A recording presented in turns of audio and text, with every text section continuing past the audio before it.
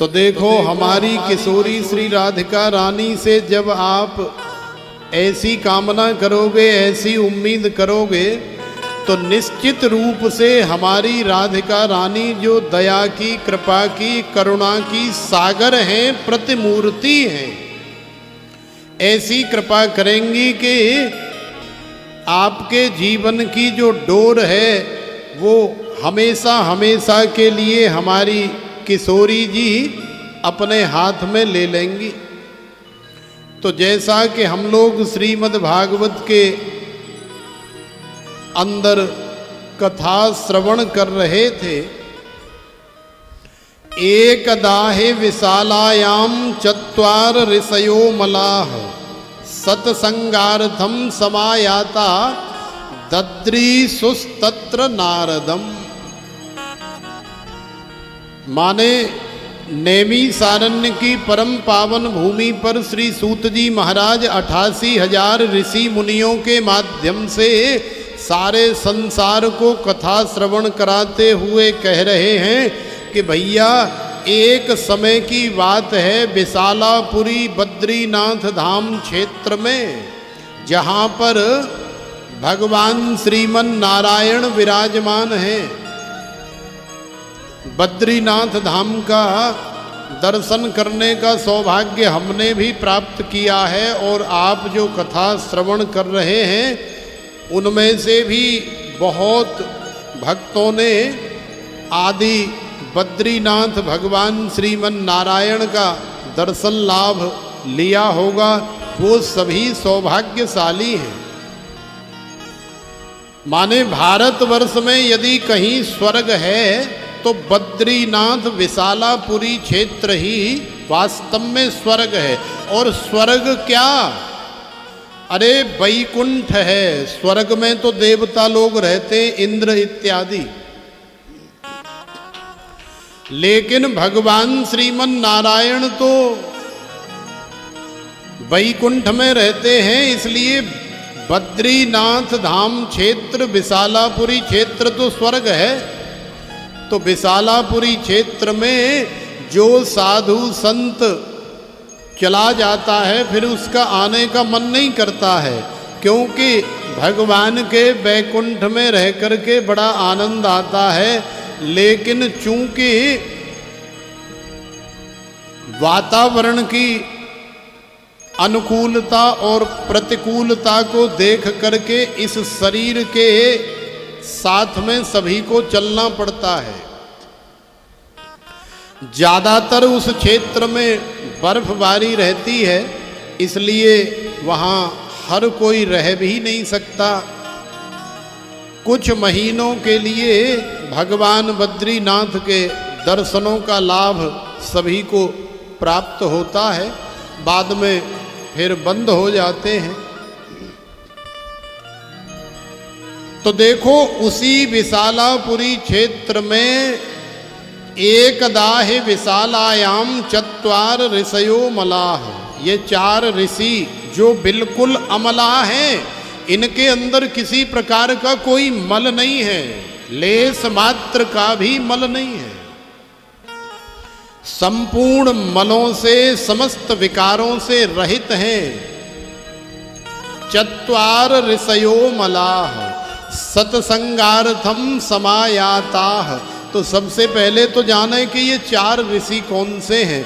तो श्री सूत जी महाराज कह रहे हैं सनकादि, लेकिन सौनकादि ऋषियों को समझ में नहीं आया कि ये सनकादि महाराज एक बार खोल करके बता दो, बाद में फिर आप सनकादि कहते रहेंगे तो हम समझ जाएंगे।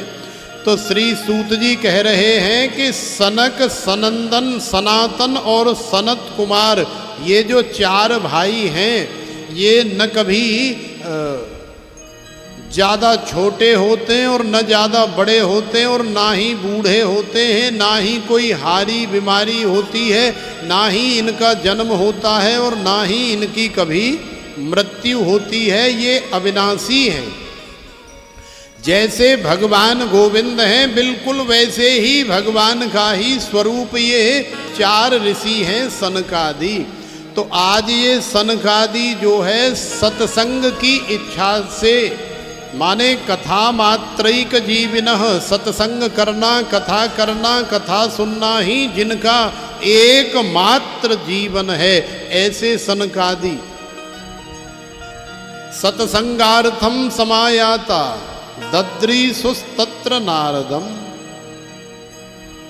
सत्संग की इच्छा से ये विशालापुरी बद्रीनाथ धाम क्षेत्र में गए और वहाँ पर ऐसा स्थान खोज रहे हैं कि जहाँ पर बैठ कर के हजारों लाखों वर्षों तक भगवान का सत्संग किया जा सके। देखो कैसा अद्भुत जीवन है सनकादियों का। चारों भाइयों में से, चारों ऋषियों में से एक व्यास गादी पर बैठ कर के भगवान की कथा सुनाते हैं और 3 भाई नीचे बैठ कर के सुनते हैं। जब वो कहने वाला अपनी स्वेच्छा से कहे कि भैया अब हम श्रोता बन कर के श्रवण करेंगे, अब आप व्यास गादी पर बैठ कर के श्रवण कराओ, तो इसी प्रकार से अल्द बल्द करके कभी श्रोता बनते हैं और कभी वक्ता बनते हैं, तो सभी वक्ता हैं और सभी श्रोता हैं। ऐसा अद्भुत जीवन है सनकादियों का।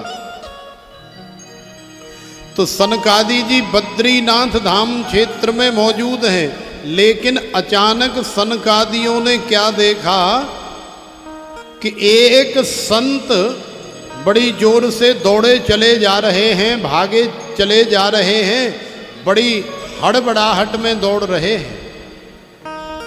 सनकादियों ने ध्यान लगा करके देखा, आंखें ठीक से खोल करके देखा कि आखिरकार ये कौन से संत हैं। तो सनकादियों ने पहचान लिया, आप सब लोग जानते हैं वो कोई और संत नहीं है, वो हमारे श्री नारद जी महाराज हैं। श्री नारद जी को देखा, अरे भैया नारद। नारद जी ने भी पीछे मुंह करके देखा तो बड़े सुंदर छोटी सी अवस्था है और इतने तेजस्वी, तपस्वी, यशस्वी, मनस्वी हैं चारों कि नारद जी ने देखा तो नारद जी वहीं की वहीं खड़े हो गए। पास आए, नारद जी ने सनकादियों को साष्टांग प्रणाम किया, हाथ जोड़ करके प्रार्थना करी।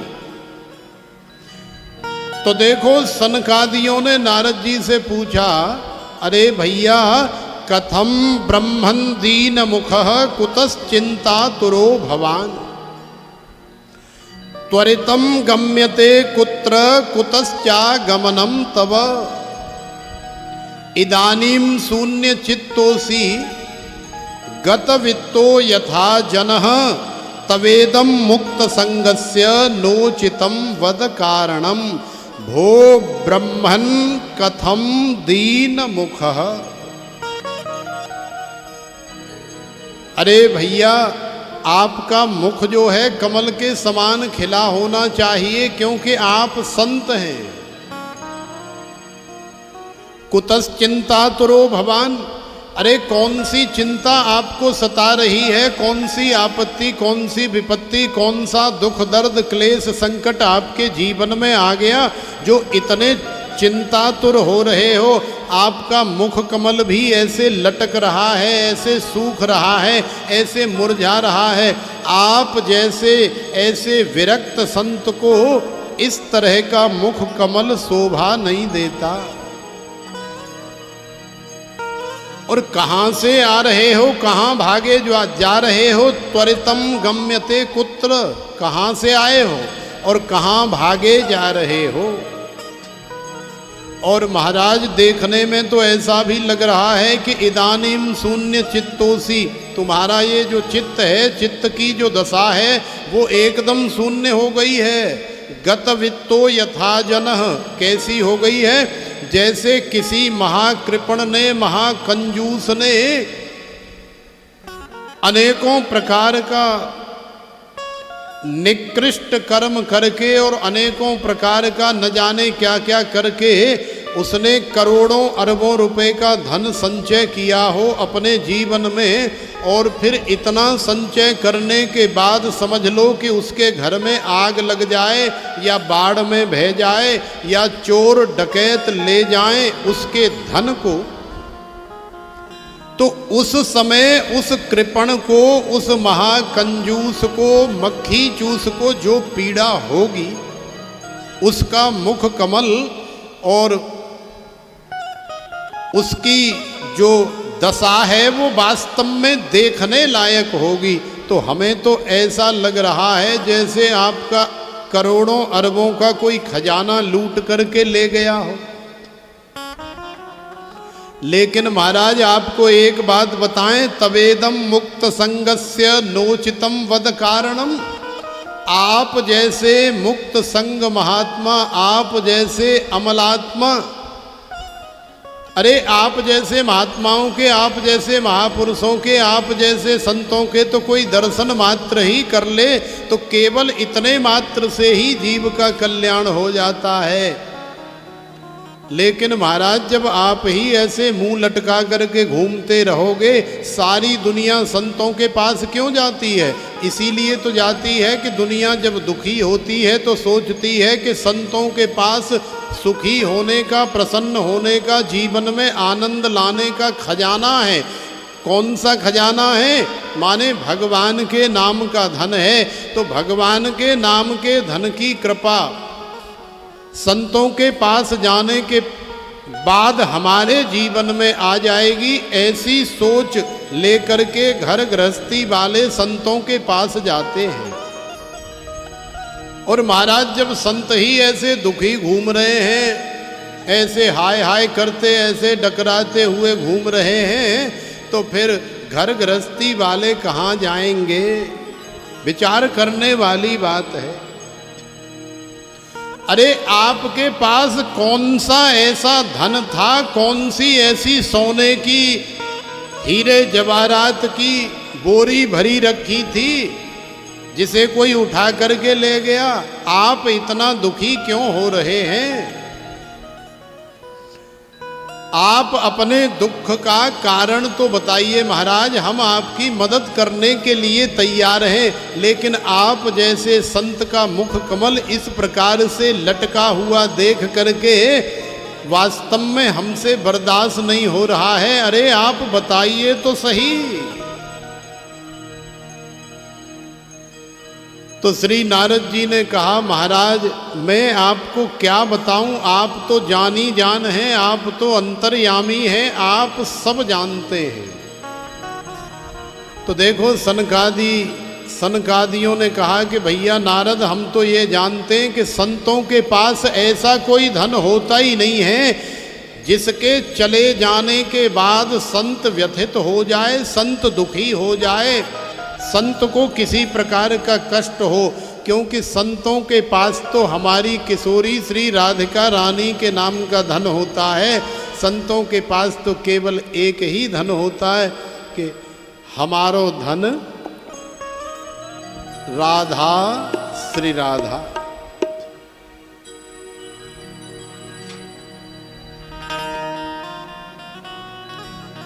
तो आइए हम लोग किशोरी श्री राधिका रानी के नाम का धन अपने जीवन में लेकर के आए, क्योंकि संतों के पास केवल और केवल यही मिलता है।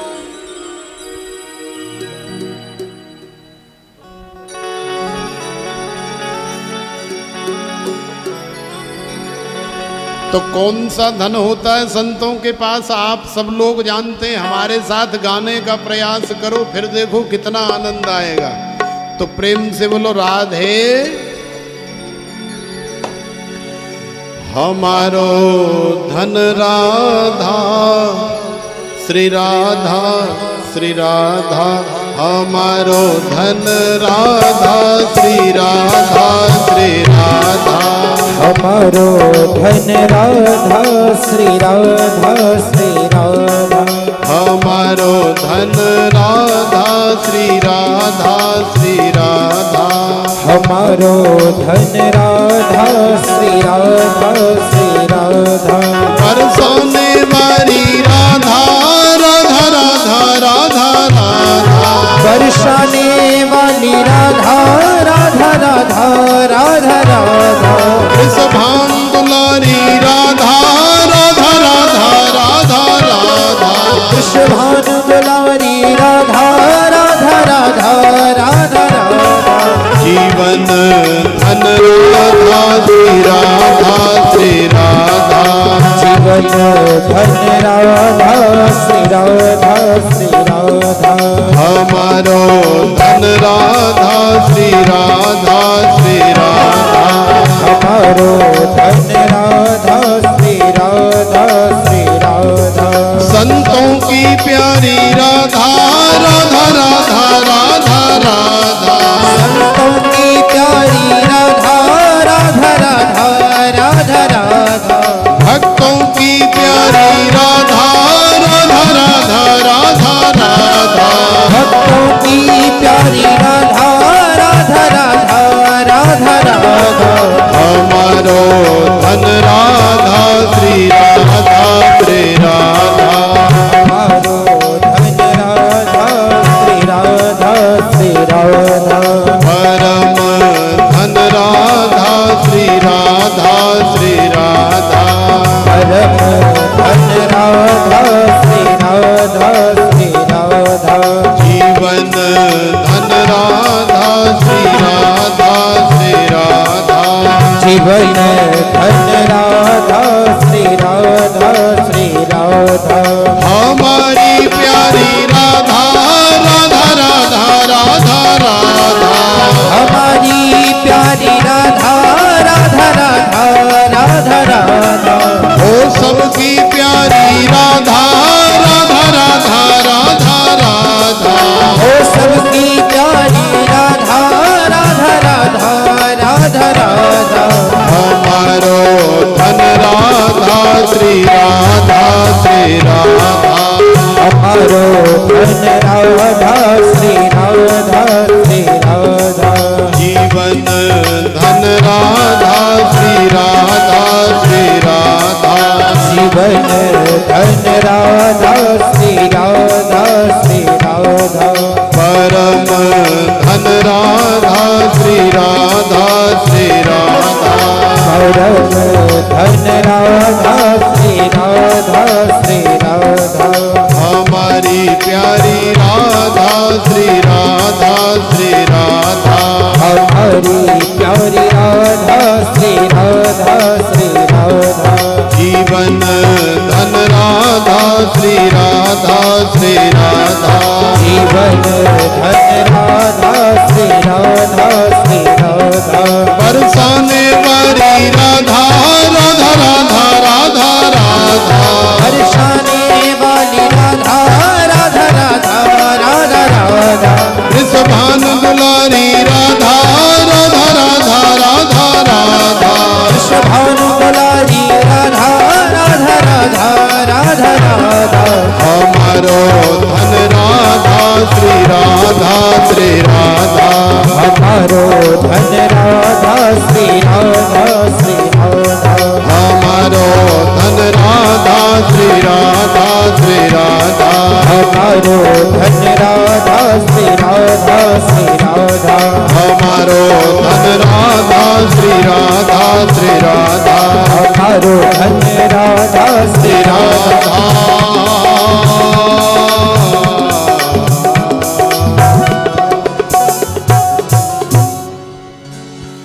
बोलिए बरसाने वारी की जय तो देखो हमारी किशोरी श्री राधिका रानी के नाम का धन बड़ा ही अद्भुत है और इस धन को जो अपने जीवन में लेकर के आता है उसका जीवन बदल जाता है। तो श्री नारद जी ने सनकादियों को बताया, अब महाराज आप सब जानते हो, आपको हम क्या बताएं कि मुझे किस बात का दुख है, किस बात का कष्ट है, क्या परेशानी है आप सब जानते हो, लेकिन फिर भी आप पूछ रहे हैं तो आपको मैं बता देता हूँ। तो देखो, श्री नारद जी ने सनकादियों को बताया कि मैं आकाश में विचरण करते करते अचानक मेरा ऐसा मन हुआ कि जिस मृत्यु लोक में भगवान अवतार लेते हैं, जिस मृत्यु लोक में जाकर के भगवान अनेकों प्रकार की लीलाएं करते हैं, अरे क्यों न मैं भी उस मृत्यु लोक में जाकर के कुछ आनंद लेकर के आऊं, देख करके तो आऊं कि आखिरकार उस मृत्यु लोक में कितना आनंद है, कितना सुख है, कितनी शांति है। तो देखो, श्री नारद जी आकाश से इस मृत्यु लोक में आए शांति की खोज में, आनंद की खोज में, लेकिन मृत्यु लोक में कितनी शांति है, कितना आनंद है, ये बताने की आवश्यकता नहीं है, ये आप सब लोग जानते ही हैं। नारद जी साधु संतों के आश्रमों में गए, वहाँ भी अनेकों प्रकार के झंझट मिले, माने पूरी तरह से वहाँ भी श्री नारद जी को शांति नहीं मिली, सुख नहीं मिला, संतोष नहीं मिला। तो हमारे श्री नारद जी फिर पुष्करम च प्रयागम च काशीम गोदावरीम तथा हरिक्षेत्रम कुरुक्षेत्रम श्रीरंगम सेतु बंधनम एवमादिषु तीर्थेषु भ्रममाण इतस्तथा मंदा सुमंद मतयो मंद भाग्या ह्युपद्रुता पाखंड निरताः संतो विरक्ता स परिग्रहा। माने सारी दुनिया में श्री नारद जी को ज्यादातर पाखंड ही पाखंड दिखाई दे रहा है, रियलिटी तो कहीं दिखाई नहीं दे रही इस मृत्यु लोक में। तो श्री नारद जी बड़े व्यथित हुए, बड़े दुखी हुए कि आखिरकार अब कहाँ जाएं, क्योंकि पापस्य खंडः पाखंडः। भाई, ये मृत्यु लोक वास्तव में पाप का ही एक खंड है। हम लोग जो पाप करते हैं, जो अधर्म करते हैं, जो अनाचार, दुर्व्यवहार, दुराचार करते हैं, वही पाप है, और वही पापस्य खंडः पाखंडः, वही पाखंड है। यहाँ पर लोगों की मंदमति है, मंद भाग्या मंदा सुमंद मतयो मंद भाग्या ह्युपद्रुता। बुद्धि कम है, विवेक कम है, और भाग्य भी ज्यादा प्रबल नहीं है, क्योंकि ऐसे कर्म तो करते नहीं जिनसे भाग्य बहुत प्रबल हो जाए, तो भाग्यहीन तो होंगे ही। तपसी धनवंत दरिद्र ग्रही कल कौतुक जातन तात कही। पहले के समय में जैसे संत महात्मा होते थे, जैसे महापुरुष होते थे, जैसे ऋषि मुनि होते थे, वैसे इस कली काल में आजकल नहीं है। तो भैया फर्क तो पड़ेगा ही, क्योंकि समय के हिसाब से सब लोग चलते हैं।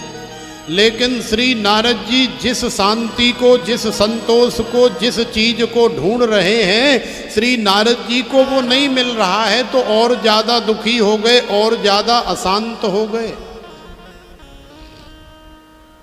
महाराज, आपको और क्या बताऊं, मैंने आश्रमों को छोड़ करके, तीर्थों को छोड़ करके सोचा कि चलो गृहस्थियों के घर में जाकर के देखें कि गृहस्थियों के यहाँ कैसा सुख है, कैसी शांति है, कैसा आनंद है। तो वहां भी जाकर के देखा कि तरुणी प्रभुता गेहे श्याल को बुद्धिदायक कन्या विक्रयणो लोभा दंपती नाम च कलकनम। अरे कली काल का ऐसा प्रभाव है कि कोई कन्या जवान हो जाती है, विवाह के योग्य हो जाती है, तो उसके घर वाले लड़के वाले और कन्या वाले फिर आपस में सौदेबाजी करते हैं। देखो भाई, तुम्हारी छोरी हमें पसंद तो आ गई है, ठीक है, पढ़ी लिखी भी ठीक है, मोटी ताजी भी ठीक है, रंग रूप भी काली गोरी जैसी भी है, ठीक है, लेकिन हमारे छोरा के ब्याह हम कम से कम 12 लाख रुपया तो लगने ही चाहिए भाई। 6 लाख तो हमें नगद चाहिए, बाकी 6 लाख आप ऐसे लगा दो, 2 लाख दावत बावत में लगा दो, 4 लाख का सामान दे दो, कम से कम 12 लाख रुपए में करेंगे हम। भैया जब पसंद आ गई है तो फिर खरीद काहे को रहे हो, वैसे ही ले जाओ। तो कली काल का ऐसा प्रभाव है, मंद बुद्धि का ऐसा प्रभाव है कि तरुणी प्रभुता गेहे स्याल को बुद्धिदायक है। कली काल में कन्याओं का और बालकों का विवाह सौदेबाजी के साथ होता है। तो सोचो कि जब जीवन ही हमारा सौदेबाजी के साथ जुड़ रहा है, माने निःस्वार्थ प्रेम नहीं है। यदि निःस्वार्थ प्रेम होता तो उसमें किसी प्रकार की कोई सौदेबाजी नहीं होती। यहाँ तो संबंध जोड़ते समय ही सौदेबाजी हो रही है और सौदेबाजी से ही संबंध जुड़ रहा है। तो ऐसे संबंध ज़्यादा दिन संसार में नहीं चलते, इसीलिए तो कोई 6 महीने में डाइवोर्स हो जाता है और कोई साल भर में हो जाता है और कोई जिंदगी भर नहीं होता है। बस 2 महीने रह आई और फिर अपने माता पिता के यहाँ आ गई।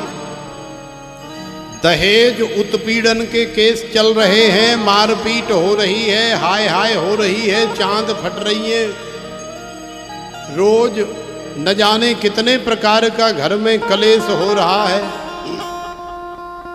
तो कली काल में ऐसी विडंबना है। तो महाराज ये सब मैंने देखा तो मैं बड़ा दुखी हुआ, मुझे बड़ा कष्ट हुआ। चलो कोई बात नहीं, चलो संबंध सौदेबाजी के साथ रुपया पैसा लेके, सोना चांदी लेके, माल मटेरियल लेके जोड़ लिया, तो कम से कम अब तो उसे प्रेम से निभाओ। तो देखो, पति पत्नियों में अपने आप को कम कोई भी नहीं समझता है। अब हमारे बाबूलाल जी को यदि कोई कार खरीदनी होगी और जैसे ही धर्मपत्नी को पता लगेगा कि हमारे पतिदेव गाड़ी लेना चाहते हैं, तो वो अपने भैया को फोन करेगी। वो बाबूलाल जी को अपनी सलाह नहीं देगी कि तुम कौन सी गाड़ी ले लो, वो अपने भैया को फोन करेगी कि भैया तेरे जीजा ना गाड़ी की बात कर रहे हैं, वो गाड़ी लेना चाहते हैं 10 लाख की, तो कौन सी गाड़ी ले। तो वह बहन के भाई ने कह दिया कि 10 लाख रुपए की तो वो हुंडई की वेरना वगैरह ले लो। वेरना बहुत बढ़िया गाड़ी है, लग्जरी गाड़ी है, अच्छी बढ़िया चलती है। या SUV लेनी है, थोड़ी ऊंची लेनी है तो स्कॉर्पियो वगैरह ले लो। तो अब भैया ने कह दिया उसे कि वेरना ले लो या स्कॉर्पियो ले लो। तो अब वो कहेगी कि देखो जी, आप गाड़ी लेना चाहते हैं ना, तो इन 2 गाड़ियों में से ही कोई एक गाड़ी लेना, नहीं तो हमारी और तुम्हारी बात जाएगी, फिर बाद में मत क्यों, देख लेना। तो भले ही पत्नी पति को सलाह दे, बुरी बात नहीं है, लेकिन वो उसकी अपनी सलाह नहीं होती है, उसके पास अपनी बुद्धि अपना विवेक नहीं है। स्याल को बुद्धिदायक, वो तुम्हारे साले से पूछ करके घर चलाती है। और जो लड़की अपने भैया को बात बात पे फोन करेगी कि घर बन रहा है तो हम कैसे कमरा बनाएं, कैसे रसोई बनाएं। अरे भगवान, गाड़ी खरीदने के लिए, घर बनाने के लिए, रसोई बनाने के लिए, बढ़िया बेडरूम कमरा बाथरूम बनाने के लिए ये बाबूलाल जी हैं तो सही, इनके बालक बड़े बड़े हैं तो सही। तुम्हें क्या जरूरत है अपने भैया से पूछने की, भैया कौन सा यहाँ रहने के लिए आ रहा है। लेकिन फिर भी स्याल को बुद्धिदायक, और जब साला इंटरफेयर करने लगता है, जी जाके घर में सलाह देने लगता है, और साले की सलाह से जीजा का घर चलने लग जाए, तो समझ लेना कि वो घर जल्दी चौपट हो जाएगा, वो घर ज़्यादा दिन चलने वाला नहीं है। इसलिए पत्नी का, कन्या का धर्म है कि वो अपना सारा कार्यभार, कैसे घर बनाना है, कैसे कार खरीदनी है, कैसे क्या करना है, ये सब अपने पति परमेश्वर के ऊपर छोड़ करके और आनंद से अपने घर में रहे, अपनी रसोई की सेवा करे, अपने घर की लक्ष्मी की जो सेवा होती है उस सेवा को करे, ज़्यादा दिमाग इधर उधर न दौड़ाए, न अपनी माता से पूछे पीहर में, न अपने भाई से पूछे। जो कन्याएं दिन रात अपनी माता और अपने भाइयों से बात करती रहती हैं फोनों पर, और उधर से उन्हें जो निर्देश मिलते रहते हैं ना कि तू ऐसा कर, तू ऐसा कर, तू वैसा कर, ज़्यादातर घरों में खटपट की सबसे बड़ी वजह यही है। क्योंकि फिर उसे आस रहती है कि मेरे साथ मेरा भाई है, मेरी माँ है, मेरे पिताजी हैं। अरे लड़ाई होगी, जरा सी खटपट होगी तो बैग उठा करके भाग जाऊंगी, आराम से वहां रहूंगी, उसे आस है।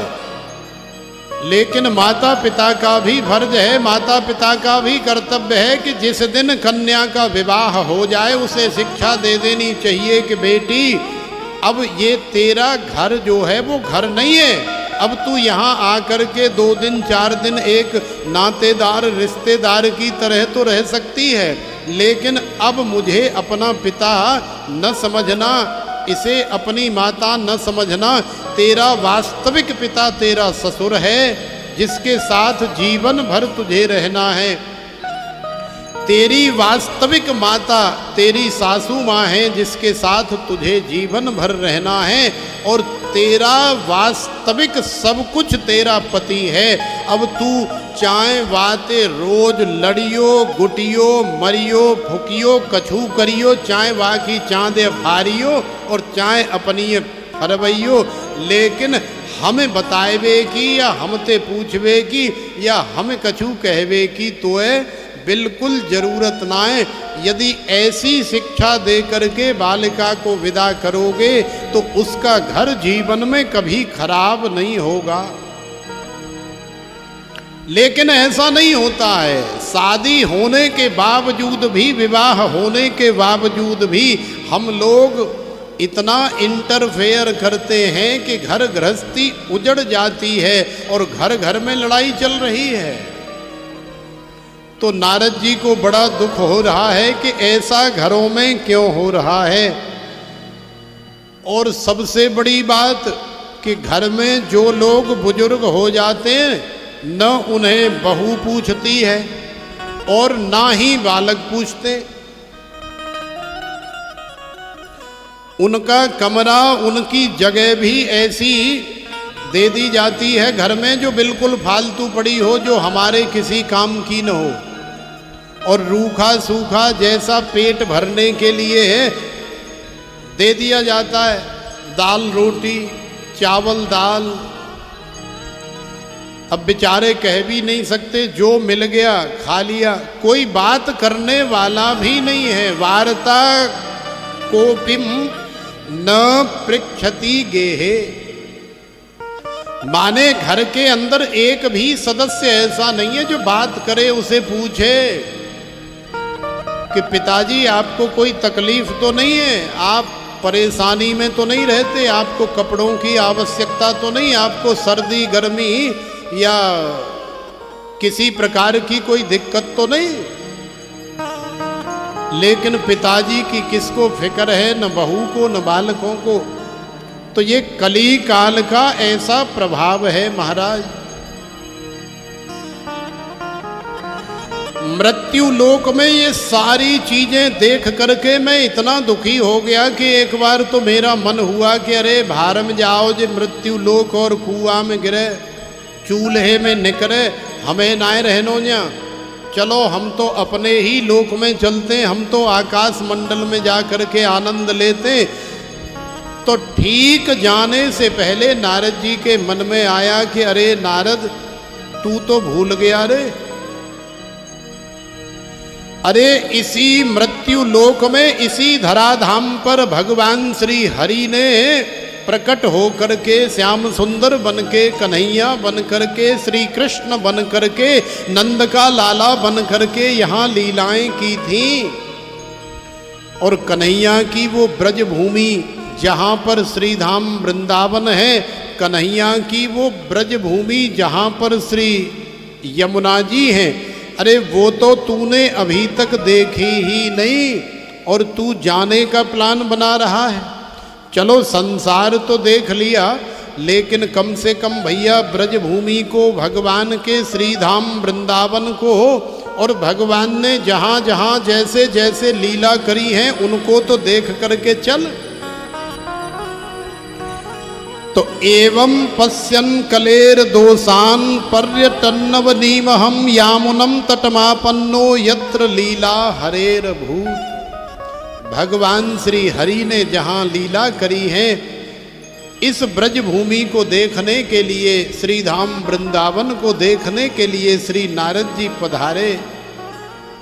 और श्री नारद जी ने सोचा कि अब ब्रज भूमि में आ गए, श्री धाम वृंदावन में आ गए, तो श्री धाम वृंदावन में सबसे पुरानी हमारी यमुना महारानी है, हमारे लाला की चतुर्थ पटरानी है। तो यमुना महारानी की कहते न कि रमण रेत लोट्यो नहीं, कियो न यमुना पान, रे नर तू जान्यो नहीं, या ब्रज को तत्व महान। माने यदि आप ब्रज भूमि में आए हो तो रमण रेती में जाकर के लोट जरूर लगा लेना भैया, और यमुना महारानी में जाकर के आचमन कर लेना, यमुना महारानी में जाकर के स्नान कर लेना। कम से कम इतना कार्य तो अवश्य करना, तभी आपका ब्रज भूमि में आना सार्थक होगा। तो नारद जी आचमन करने के लिए यमुना जी के पास गए, और जैसे ही यमुना जी का आचमन लेकर के नारद जी उठ कर के चलने लगे, और जरा सी इधर उधर नारद जी ने नजर घुमाई, तो नारद जी ने देखा कि तत्राश्चर्यम मया दृष्टम श्रूयताम तन्मुनीश्वरा, एका तो तरुणी तत्र निषणा खिन्न मानसा। तो श्री नारद जी ने देखा कि ये तो बड़ा अद्भुत आश्चर्य है कि एक 22 वर्ष की बड़ी परम सुंदर युवती है, जिसके पास में 2 वृद्ध पड़े हुए हैं, दाढ़ी सफ़ेद है। अब ऐसे समझ लो कि एक की उम्र है 60 वर्ष की और दूसरे वृद्ध की उम्र है 65 वर्ष की, और दोनों अचेत अवस्था में, बेहोशी की अवस्था में पड़े हुए हैं। उस युवती के गोद में एक ने लेफ्ट में और एक ने राइट में, माने एक ने दाएं और दूसरे ने बाएं सिर रख रखा है, और वो युवती इस तरह से उनके सिर पर हाथ फेर रही है। और उस युवती की न जाने कितनी दासियां उसकी सेवा में लगी हुई हैं। वो युवती रुदन कर रही है, विलाप कर रही है, बड़ी जोर जोर से रो रही है। श्री नारद जी ने ऐसा आश्चर्य अपने जीवन में पहले कभी नहीं देखा।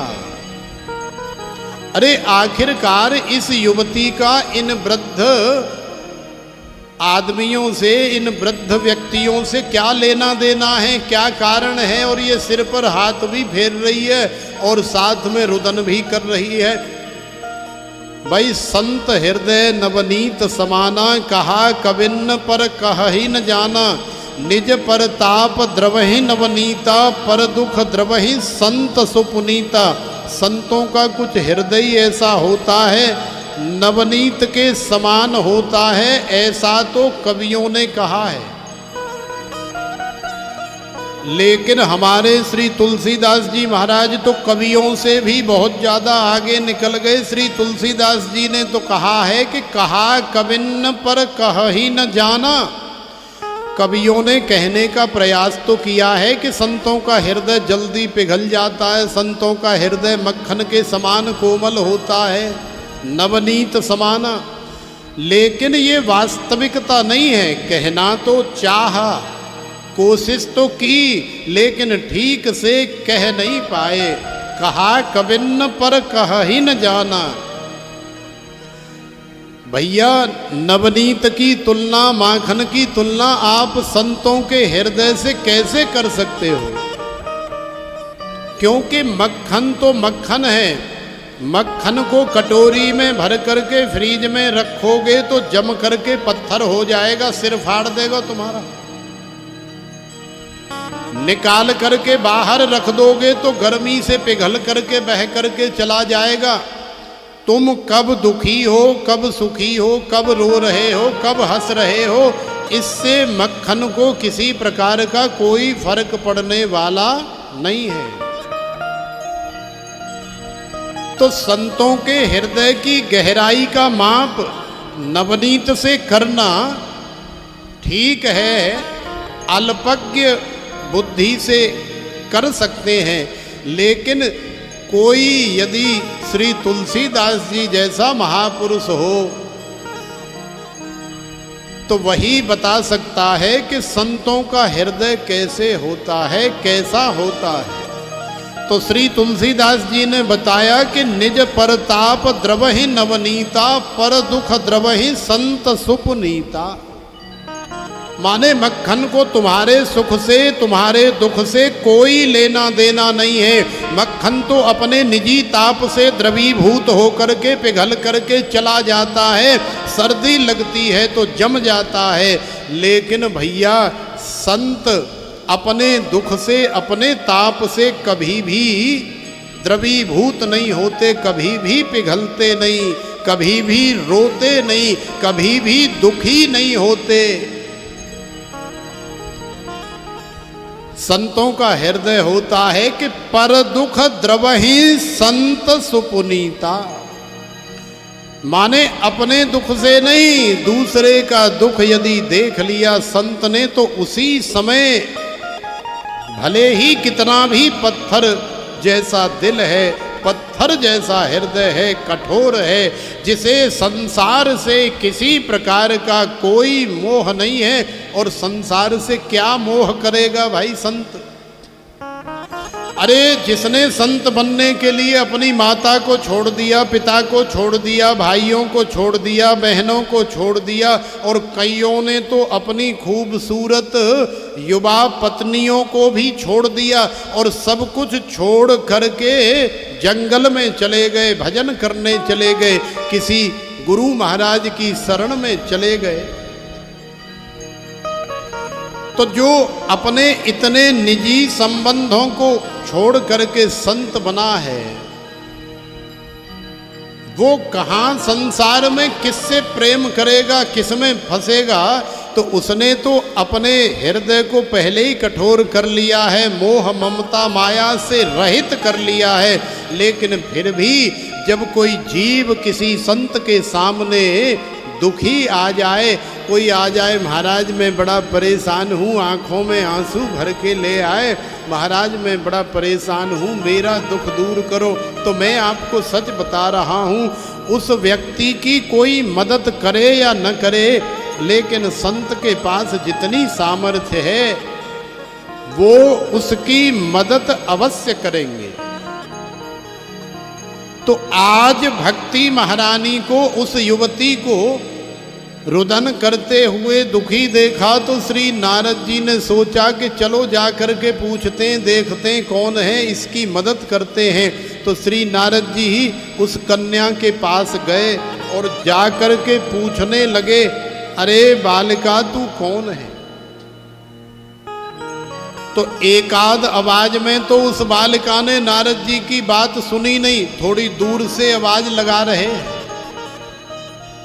क्योंकि वहाँ बहुत सारी दासियाँ लगी हैं और भक्ति महारानी वो कन्या भी रुदन कर रही है। अचानक से नारद जी का मन बदला। अचानक से नारद जी के दिमाग में ये आया कि भाई कली काल चल रहा है, कोरोना का काल चल रहा है और आजकल वैसे भी समय ठीक नहीं चल रहा है। हम हैं अकेले संत, अगर साथ में मंडली होती तो एक अलग बात थी। और यहाँ पर है 100, 200, 500 माताओं का समूह। समय वैसे ही खराब चल रहा है। अब हम बिना मतलब बिना बुलाए ये माताओं के बीच में जा कर के घुस जाएं और चबर चबर करें, पूछें कि क्या हाल चाल है, काहे को रो रही हो, क्या परेशानी है, अरे हमें क्या लेना देना। कहीं ऐसा न हो कि इनकी भावई सबरी हमारे ऊपर गाज गिर जाए। तो श्री नारद जी अपने पैरों को पीछे खींचने लगे। श्री नारद जी वापस लौटने लगे। तो जब श्री नारद जी वापस जाने लगे तो भक्ति महारानी ने अपना मुंह उठा करके देखा कि कोई दिव्य संत, कोई दिव्य महापुरुष आया, लेकिन अब वो आकर के वापस जा रहा है। उसके दर्शन करने मात्र से ही उस युवती के दुख की थोड़ी थोड़ी निवृत्ति होने लगी थी। देखो, सही संत, सच्चा संत, अच्छा संत वास्तव में वही है जिसके दर्शन मात्र से तुम्हारी भावना बदल जाए। जिसके दर्शन कर लो तो तुम्हारे हृदय में परिवर्तन हो जाए, तुम धार्मिक हो जाओ, तुम्हें भगवान की याद आए, तुम्हें भक्ति महारानी की याद आए, तो समझ लेना कि अच्छे संत हैं। भक्ति महारानी ने देखा कि कोई साधु बाबा आए और वापस जा रहे हैं, और साधु बाबा को जैसे ही देखा, देखने मात्र से ही भक्ति महारानी का कष्ट थोड़ा सा कम हो गया। क्योंकि साधु नाम दर्शनम पुण्यम तीर्थ भूता है साधव। अरे साधु संत जो है चलते फिरते तीर्थ होते हैं। तीर्थ भी दो प्रकार के होते हैं और भगवान भी दो ही प्रकार के होते हैं संसार में। एक चल विग्रह और एक है अचल विग्रह। उसी तरह से संसार में तीर्थ होते हैं। माने अचल तीर्थ है, वृंदावन है, हरिद्वार है, काशी है, पुष्कर है, प्रयाग है, ये सब अचल हैं। ये तुम्हारे पास चल करके नहीं आएंगे, तुम्हें इनके पास चल करके जाना पड़ेगा।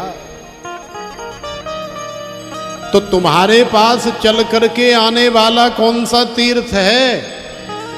तो तुम्हारे पास चल करके आने वाला तीर्थ ही वास्तव में संत रूपी तीर्थ है, जो तुम्हारे घर में भी चल करके आते हैं। तुम्हारे पास चल करके आने वाला भगवान भी संत ही है, क्योंकि मोते अधिक संत कर लेखा, ये स्वयं भगवान श्री राम कह रहे हैं श्री रामचरितमानस में। और बात भी सही है, मंदिर में जो भगवान बैठे हैं वो अचल हैं, वो तुम्हारे पास चल करके नहीं आएंगे, तुम्हें उनके पास चल करके जाना पड़ेगा। लेकिन संत रूपी भगवान तुम्हारे पास चल करके आते हैं। तो देखो, भक्ति महारानी ने जब देखा कि ऐसा अद्भुत संत है, तो भक्ति महारानी ने आवाज लगाई, भो भो साधो क्षणम तिष्ठ मच्चिंतामपि नाशयः। अरे साधो, अरे महात्मा, अरे महाराज, अरे गुरुजी, अरे बाबाजी, नेक रुक जाइए, नेक ठहर जाइए, क्योंकि मच्चिंतामपि नाशय, आपके दर्शन करते ही मेरी थोड़ी सी चिंता का नाश हो गया है। मुझे सुख की, आनंद की अनुभूति हो रही है। दर्शनम तब लोकस्य सर्वथा गहरम परम। आप जैसे संत महापुरुषों के जीव को दर्शन हो जाएं तो निश्चित रूप से कल्याण हो जाता है। महाराज नेक ठाड़े है जाओ, नेक रुक जाओ, मुझे आपके दर्शन करने हैं। नारद जी ने सोचा भैया पहले तो हम सोच रहे थे कि बिना बुलाए क्यों जाएं, लेकिन अब तो ये युवती, ये कन्या हमें बुला रही है तो अब तो हमें जाना चाहिए। तो श्री नारद जी वापस आए और आकर के पूछा कि वद देवी सविस्तारम स्वस्य दुखस्य कारणम। हे कन्या, हे देवी, आप हमें बताओ आप कौन हो, कहाँ से आई हो और तुम्हारे दुख का मूल कारण क्या है।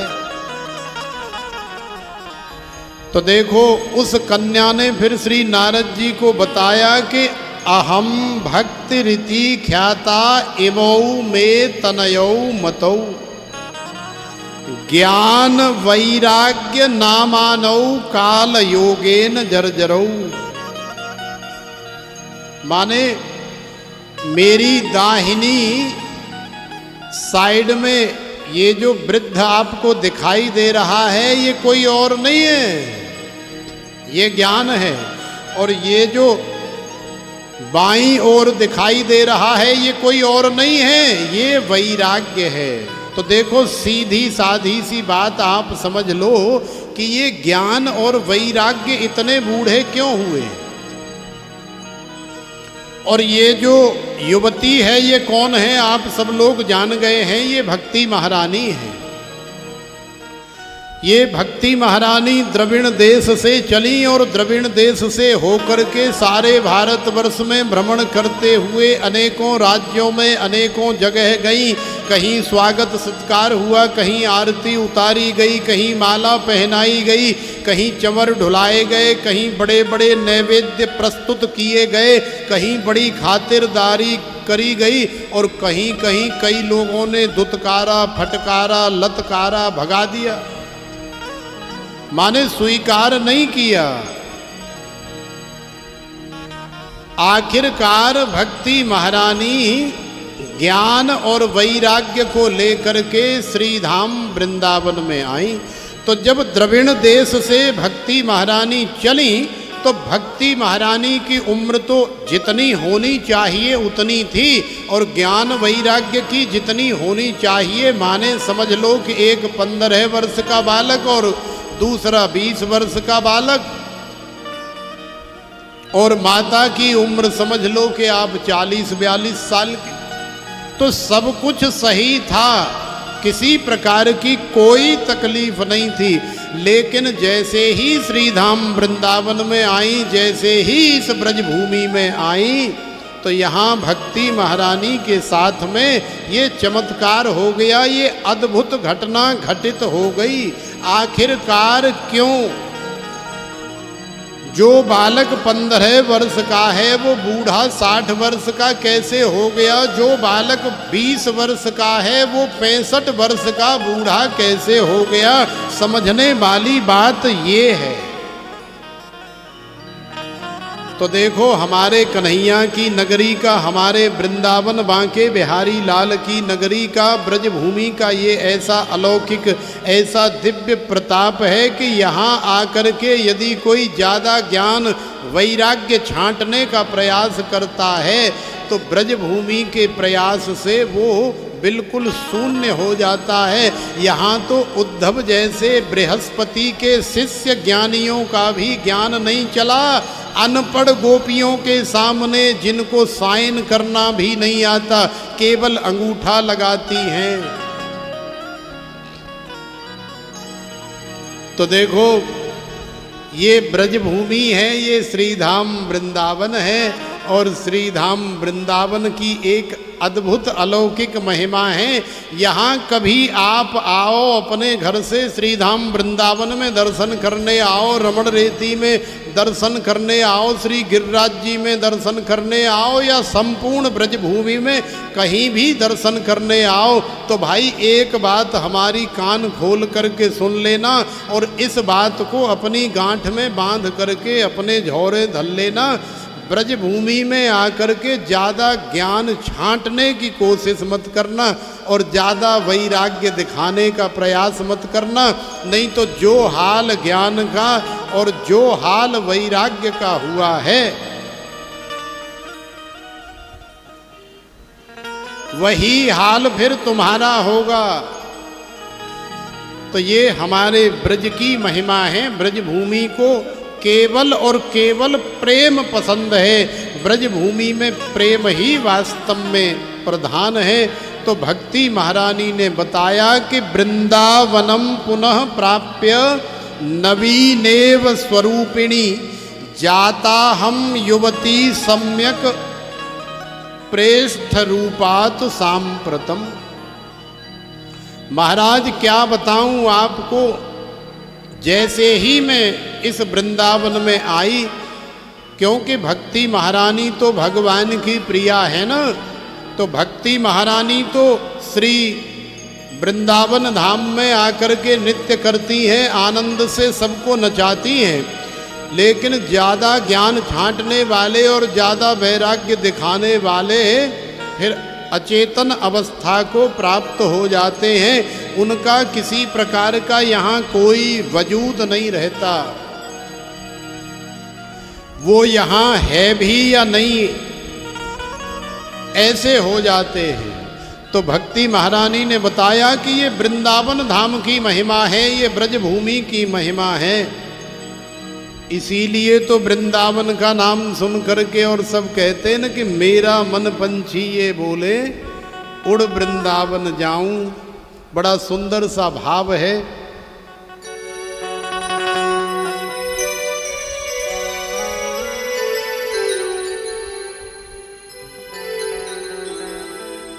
तो देखो ब्रज भूमि की महिमा बड़ी अद्भुत है, श्रीधाम वृंदावन की भी महिमा बड़ी अद्भुत है। तो आइए इस भाव के साथ में श्रीधाम वृंदावन की महिमा को हम लोग देखने का प्रयास करें। मेरा मन पंछी ये बोले उड़ वृंदावन जाऊं, वृंदावन की कुंज गलिन में राधे राधे गाऊं, मैं राधे राधे गाऊं, मैं श्यामा श्याम गाऊं, मैं राधे राधे गाऊं, मैं श्यामा श्याम गाऊं। मेरा मन पंछी ये बोले उड़ वृंदावन जाऊं, वृंदावन की कुंज गलिन में राधे राधे गाऊं, मैं राधे राधे गाऊं, मैं श्यामा श्याम गाऊं, मैं राधे राधे गाऊं, मैं श्यामा श्याम गाऊं। राधे राधे गाइए।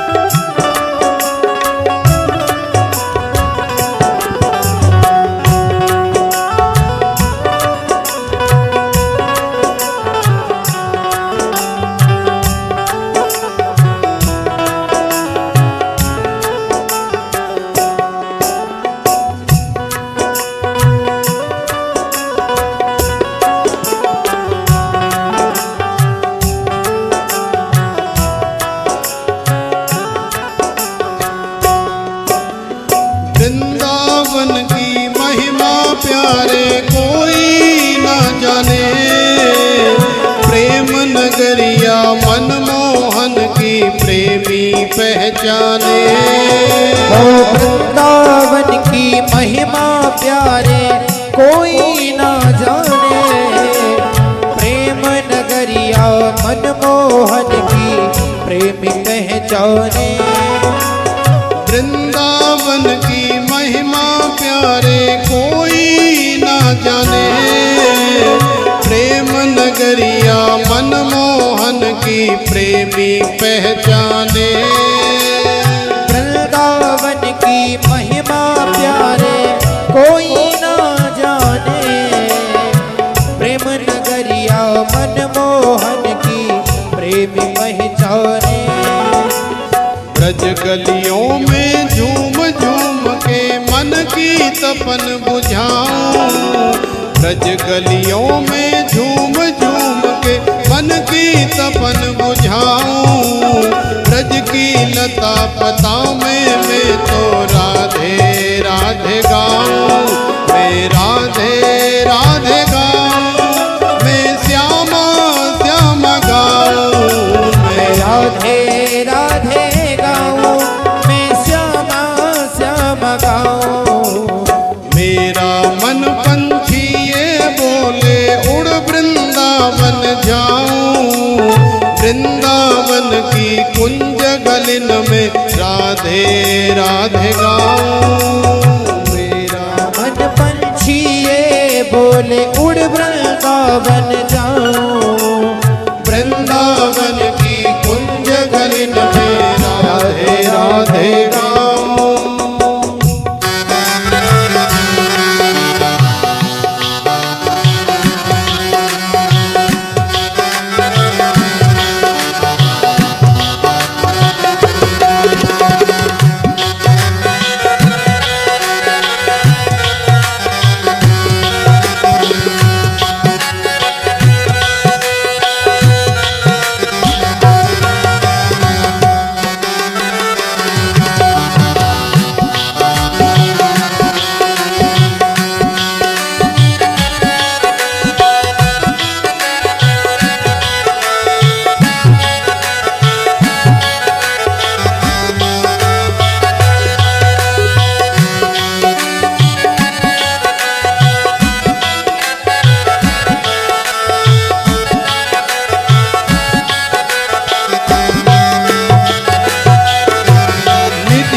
जी में जहाँ कन्हैया रास रचाते हैं। प्रेम भरी अपनी बांसुरिया मधुर बजाते हैं। ओ निधिवन जी में जहाँ कन्हैया रास रचाते हैं। प्रेम भरी अपनी बांसुरिया मधुर बजाते हैं। निधिवन जी में जहाँ कन्हैया रास रचाते हैं। प्रेम भरी अपनी बांसुरिया मधुर बजाते हैं। निधिवन जी में जहाँ कन्हैया रास रचाते हैं। प्रेम भरी अपनी बांसुरिया मधुर बजाते हैं। राधा संग में नाच कन्हैया दर्शन करके आऊं। राधा संग में नाच संवरिया दर्शन करके आऊं। वृंदावन की कुंज गलिन में राधे राधे गाऊं। मैं राधे राधे गाऊं। मैं श्यामा श्यामा गाऊं।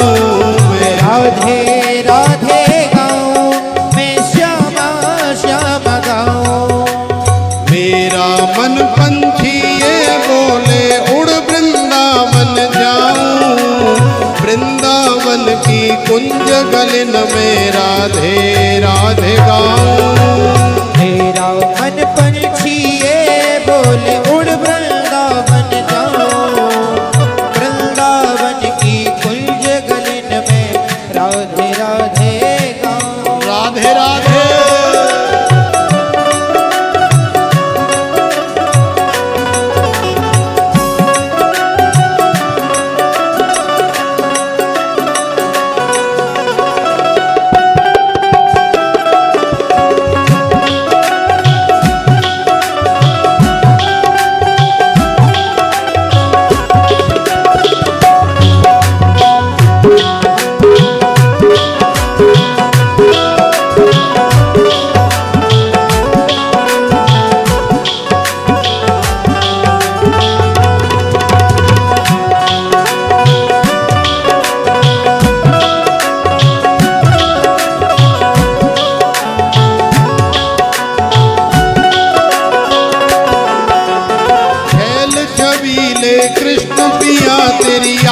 सताती है, कूहू कूहू कर कोयल काली तड़पाती है।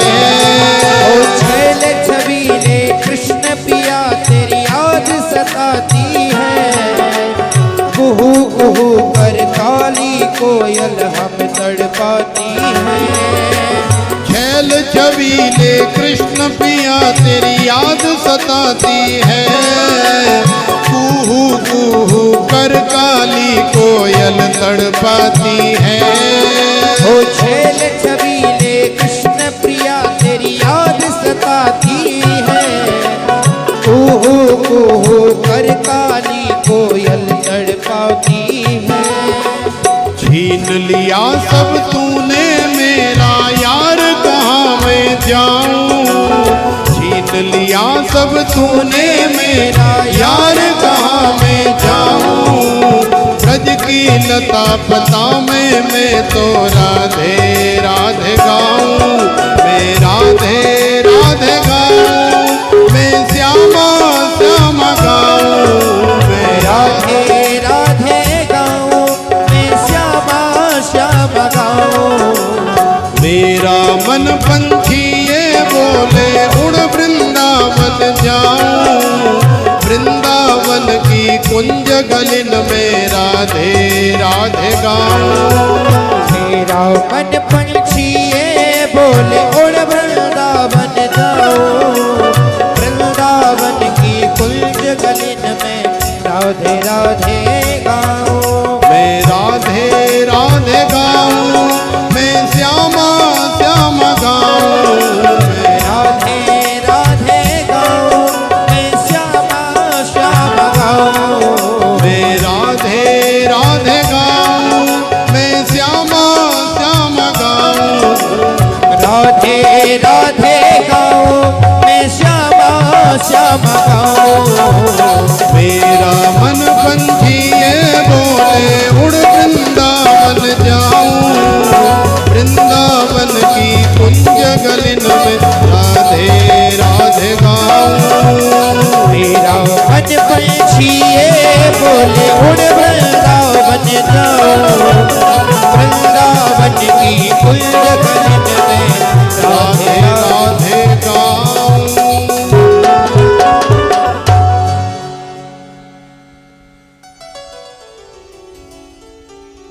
बोलिए श्री बरसाने वारी की जय जय श्री राधे। तो देखो श्री धाम वृंदावन की तो ऐसी अद्भुत महिमा है। बंद कर दिया क्या?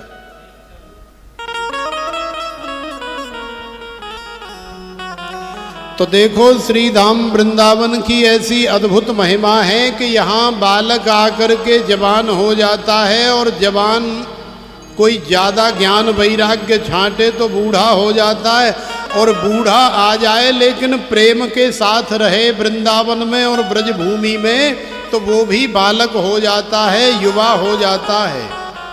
माने उसे भी ऐसी मस्ती, ऐसी उमंग, ऐसा आनंद आता है, वो जब तक इस ब्रजभूमि में रहता है उसे हमेशा यही प्रतीत होता है कि मैं युवा हो गया हूँ, मैं जवान हो गया हूँ।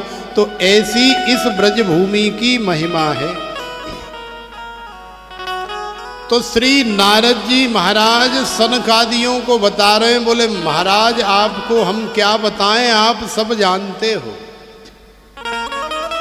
जब मैंने इस तरह से भक्ति महारानी को और ज्ञान वैराग्य को दुखी देखा, व्यथित देखा, और श्री धाम वृंदावन की महिमा को समझा, क्योंकि वृंदावनस्य संयोगात पुनस्त्वं तरुणी नवा धन्यम वृंदावनम तेन भक्तिर नृत्यति यत्र च। वृंदावन क्या है?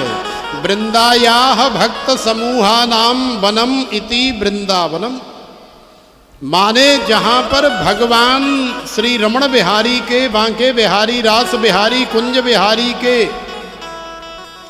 हजारों की संख्या में, लाखों की संख्या में, करोड़ों की संख्या में भक्तों का समूह एकत्रित होता है और एकत्रित होकर के फिर भगवान के नाम का गुणगान किया जाता है, कथा भागवत सुनी जाती है, कीर्तन किया जाता है, परिक्रमा लगाई जाती है, जय जयकार भगवान की करी जाती है। वही वास्तव में वृंदावन है।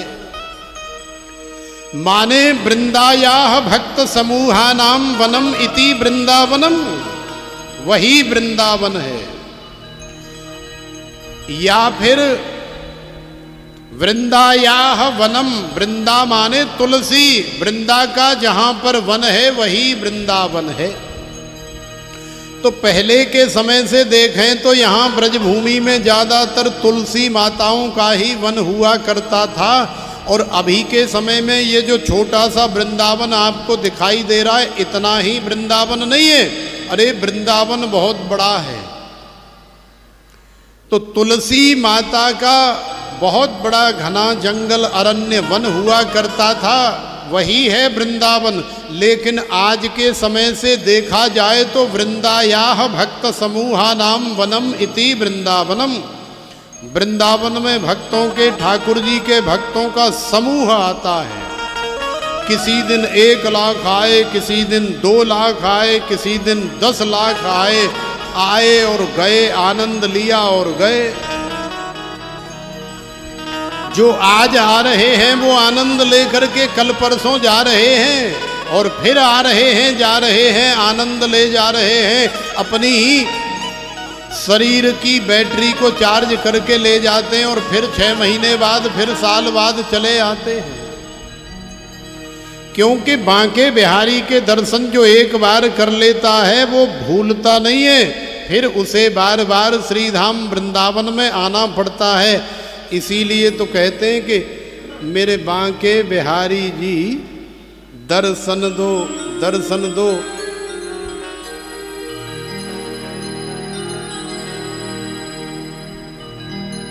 तो जब भी भक्त श्रीधाम वृंदावन में आते हैं न, तो कई बार बहुत ज़्यादा भीड़ होती है, तो फिर जहाँ भी ठहरे वहीं से ये भाव जागृत होता है कि हे बांके बिहारी, हे रमण बिहारी, हे रास बिहारी, अब तो भाई दर्शन दो।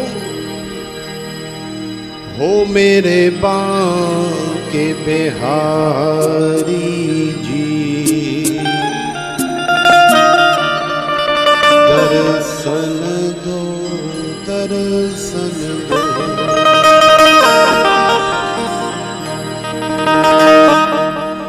मेरे बांके बिहारी जी, दर्शन दो, दर्शन दो।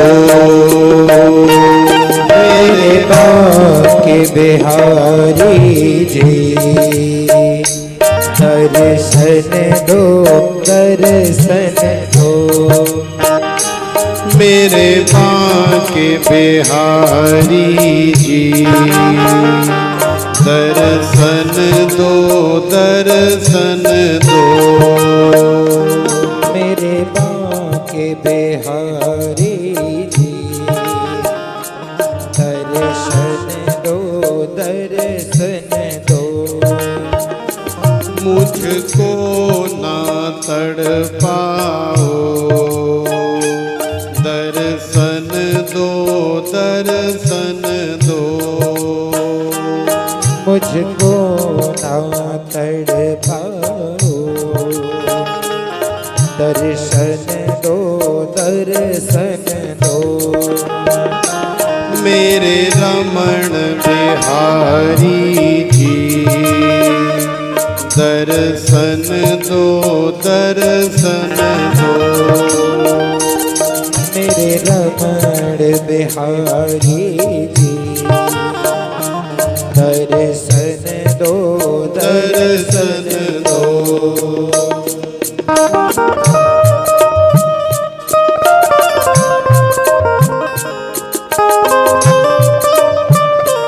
जय हो।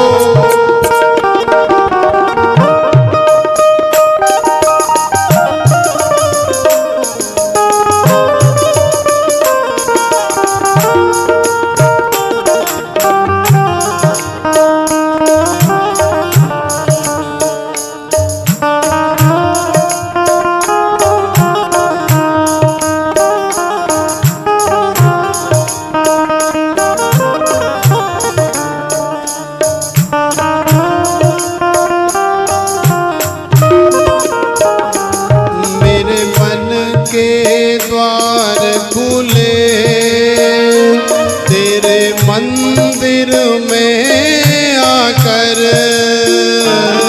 मेरे मन के द्वार खुले तेरे मंदिर में आकर।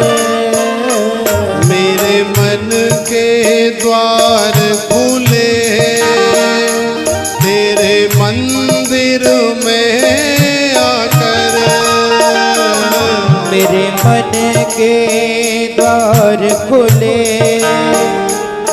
तेरे मंदिर में आकर।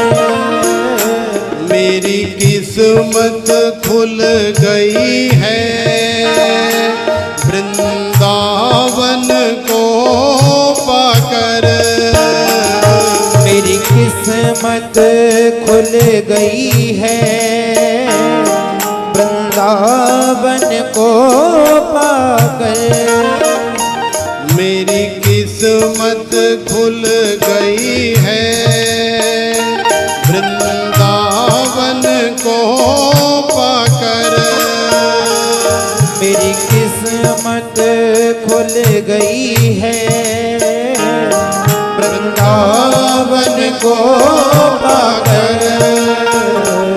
मेरे गिरे वरधारी जी दर्शन दो दर्शन दो। मेरे गिरधारी जी दर्शन दो दर्शन दो। मेरे रमण बिहारी जी दर्शन दो दर्शन दो। मेरे रमण बिहारी जी दर्शन दो दर्शन दो।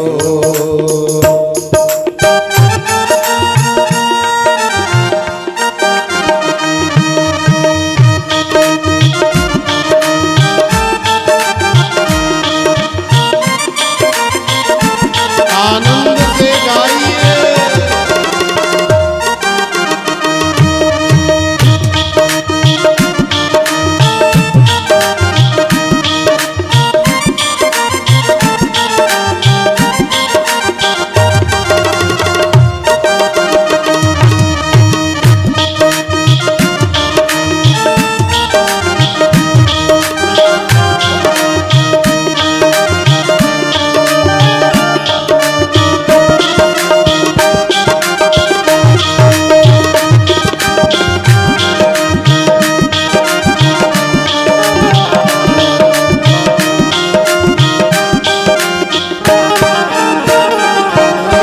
जन्मों की प्यासी तेरे दर पे आई हूँ।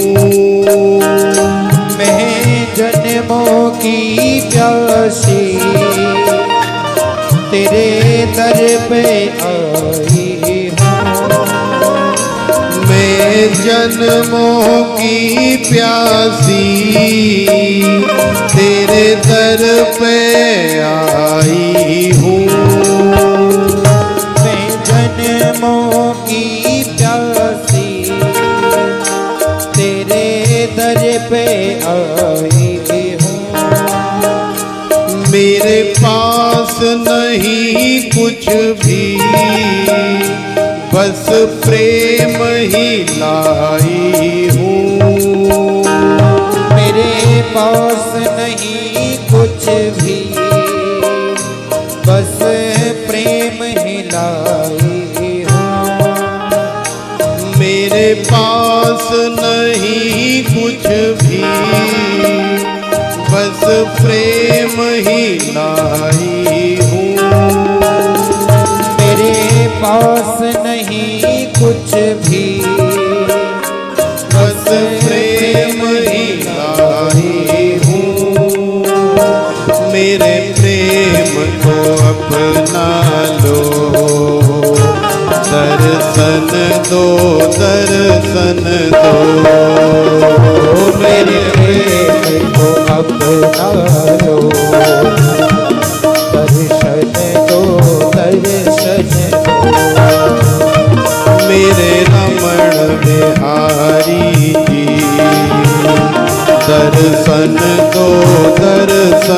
दो, मेरे रमण बिहारी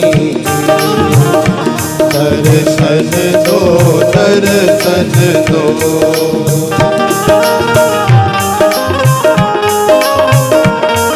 गाइए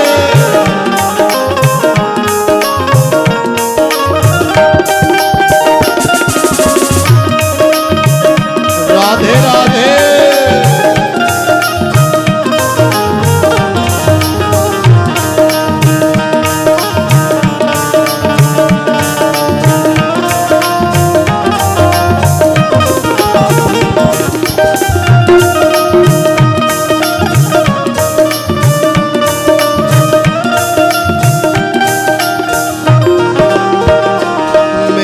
बिरहा की मारी सुनो मेरे गिरधारी, मैं बिरहा की मारी सुनो मेरे गिरधारी, मैं बिरहा की मारी सुनो मेरे बनवारी,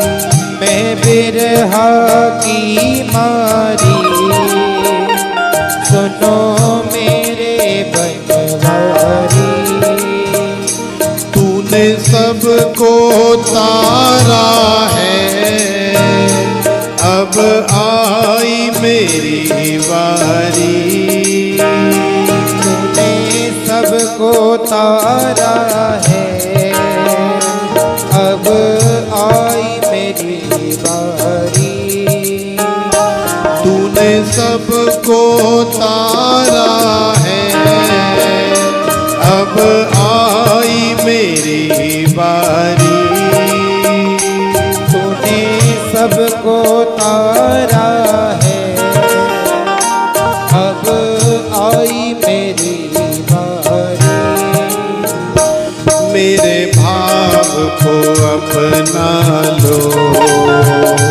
दर्शन दो, दर्शन दो, मेरे भाव को अपना लो, दर्शन दो, दर्शन दो, मुझको ना तड़पाओ, दर्शन दो, दर्शन दो, मुझको ना तड़पाओ, दर्शन दो, दर्शन दो, मेरे बाके बिहारी जी दर्शन दो, दर्शन दो, मेरे बाके बिहारी जी दर्शन दो, दर्शन दो, मेरे बाके बिहारी जी दर्शन दो, दर्शन दो, मेरे बाके बिहारी जी दर्शन दो, दर्शन।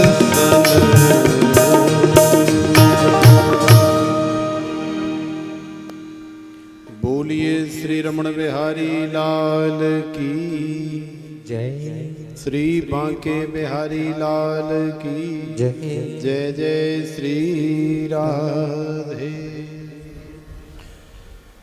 तो देखो श्री सूत जी महाराज कह रहे हैं कि हे सौनकादि ऋषियों,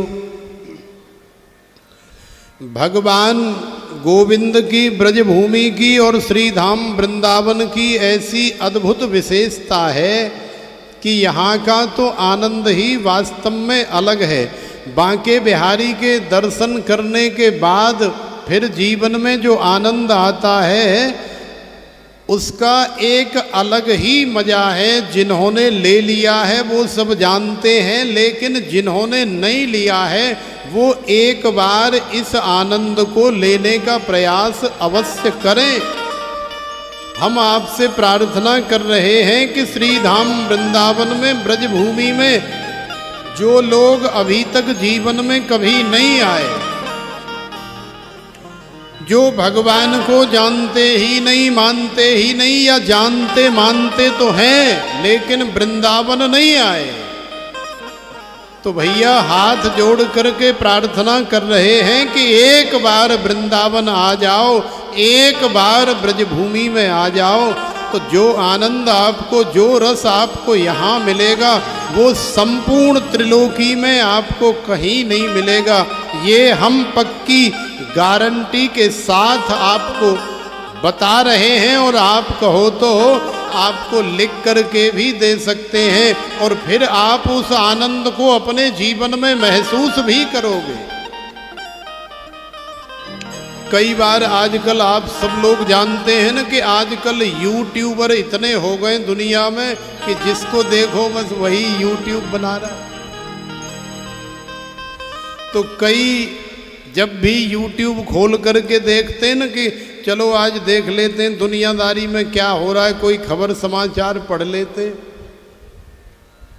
तो इतने वीडियो सामने आ जाते हैं, न्यूज चैनलों के आ जाते हैं, अनेकों प्रकार की सूचना जानकारी के आ जाते हैं और अनेकों प्रकार के धार्मिक आयोजनों के, भजनों के आ जाते हैं।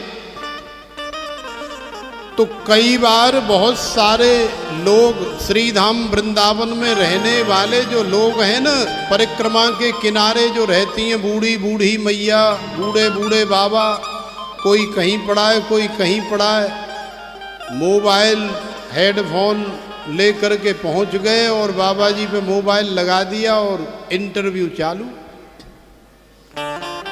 तो ऐसे इंटरव्यू जब हम देखते हैं, उन्हें श्रवण करते हैं, वो आप भी देखते होंगे,